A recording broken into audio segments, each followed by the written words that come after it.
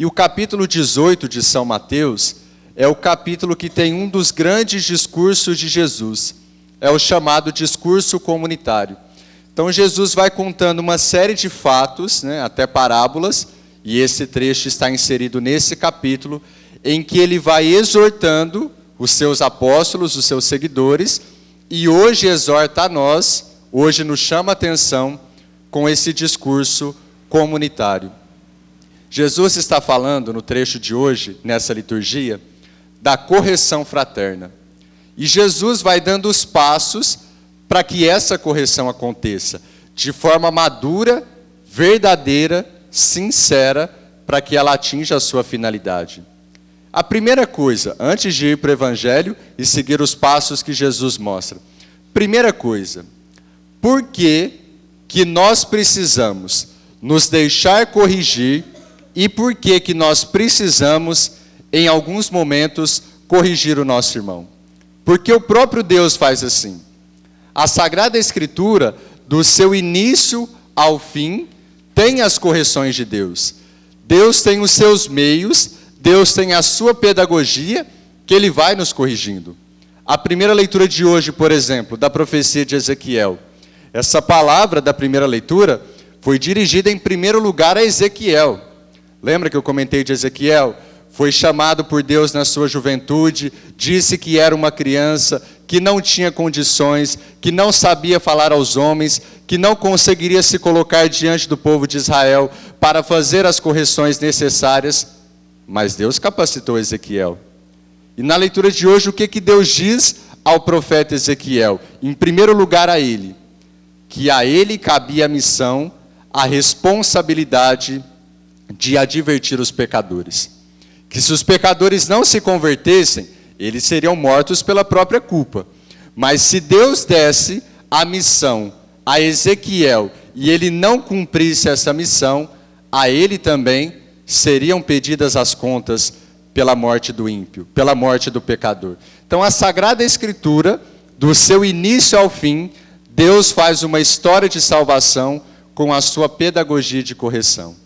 E no Evangelho que Jesus fala da correção fraterna, ele diz que se um irmão nosso, e principalmente alguém da comunidade, alguém da igreja, e aqui no nosso caso, da paróquia São Pedro, se alguém peca, se alguém comete um erro, e esse erro é muito sério e tem consequências, nós podemos corrigir, em nome de Deus. Gente, a correção faz parte da vida. Vocês pensam que eu nunca fui corrigido pelo meu pai, pela minha mãe? E graças a Deus fui corrigido. Graças a Deus e graças a Ele. Agradeço também a eles. Vocês pensam que no tempo de seminário eu nunca fui corrigido pelo meu reitor? Claro que fui corrigido. Vocês pensam que hoje, sendo padre, o padre Márcio, que é meu pároco, ele não pode me corrigir em algumas coisas? O bispo diocesano também não pode chamar a minha atenção quando eu estiver errado? Claro que pode. Porque a correção faz parte da vida. E Jesus nos dá o primeiro passo. Se nós vemos um irmão que peca, uma pessoa que peca, na nossa família, na igreja, alguém que nós convivemos, primeiro devemos chamar em particular. Para não expor a pessoa. O primeiro passo é chamar em particular. Não é ir nas redes sociais hoje e expor a vida da pessoa, colocar aquilo que a pessoa fez, começar a fazer julgamentos negativos, começar a aumentar a história daquilo que aconteceu. Não, esse não é o primeiro passo.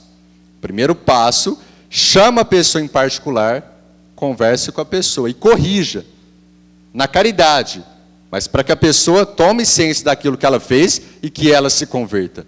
Se isso não basta para a correção da pessoa, esse primeiro passo, aí nós vamos para o segundo passo. Jesus diz, chame 2 ou 3 testemunhas, porque era assim que no Antigo Testamento já se fazia. Os judeus, quando eles iam chamar ali numa pequena comunidade para corrigir, pelo menos 2 ou 3 pessoas. Se isso não bastou, se a pessoa não se deixou corrigir, se a pessoa não quer mudança, não quer arrependimento, não quer a conversão, aí chame a igreja.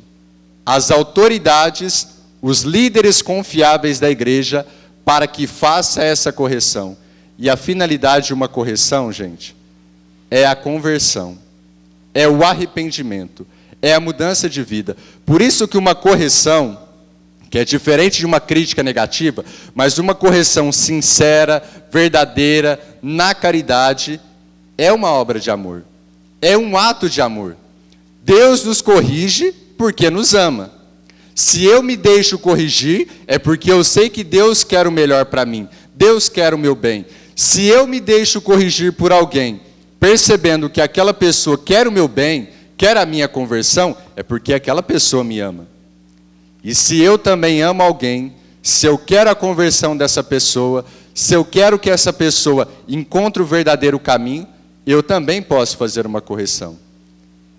Se o terceiro passo também não é suficiente, aí Jesus dá uma palavra dura, que seja considerado um pagão, que seja excomungado, tirado da comunidade.